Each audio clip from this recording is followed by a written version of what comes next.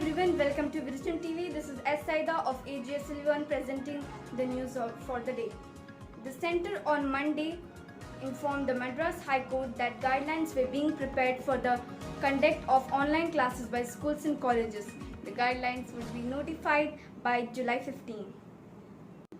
The new syllabus for classes 11 and 12 will be cancelled and the old syllabus will continue, announced by Tamil Nadu Education Department. Final year university examination may be postponed until the end of September but must be conducted in either online or offline mode. The University Grants Commission UGC decided on Monday. Tamil Nadu government will continue to provide additional rice 5 kg per person to all rice card holders in the state until November, said by Food Minister. Researchers in the Indian Institute of Technology, Madras, have developed a filter that can be used to protect healthcare workers treating COVID-19 patients. The filter media is currently being field tested, say the researchers. On behalf of Bharat Petroleum Corporation, an oil pipeline logging project IDPL is to be launched from Coimbatore district to Devagondi, Karnataka. The entire curfew was relaxed after 17 days in 4 districts, including Chennai. As a result, crowds of meat shops and cell phone stores rallied. The traffic was heavy as more and more public went into vehicles.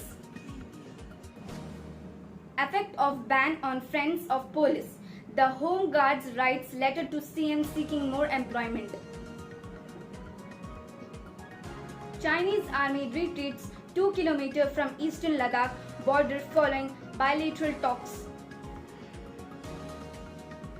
Days after Reliance Jio launched its video conferencing app JioMeet, there are reports about Airtel coming up with its own video conferencing app. MS Dhoni turns 39 today.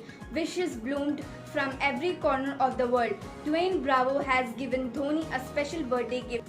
One Jawan has been martyred and one terrorist killed in an encounter between security forces and terrorists in Pulwama district in Jammu and Kashmir today morning. The World Health Organization WHO is reviewing a report urging it to update guidance on the novel coronavirus after more than 200 scientists, in a letter to the health agency, outlined evidence the virus can be spread in tiny airborne particles. For Florida State Health Department officials say one person suffered from a rare type of brain-eating disorder. A man in Hillsborough County has been affected by this microscopic amoeba, Neclera fowlera. It has been reported this microscopic amoeba, which enters the body through the nose and through the water, contains only one cell.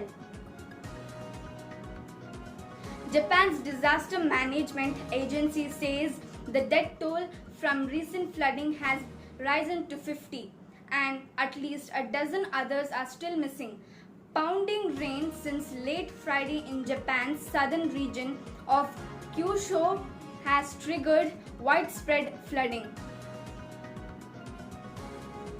Global COVID-19 count reached 1,17,39,167. Death toll at 5,40,660, while 66,42,864 have been recovered. India's COVID-19 tally crosses 7 lakh mark with 6.73%. Positivity rate over 1 crore tests conducted. New COVID-19 cases dropped slightly to 3,827. With this, the state's tally reaches to 1,14,978, of which 46,833 were active cases. Weather report. The southwest monsoon in Tamil Nadu has increased by 11% so far this year, said Chennai Meteorological Director N. Bhuvirasan.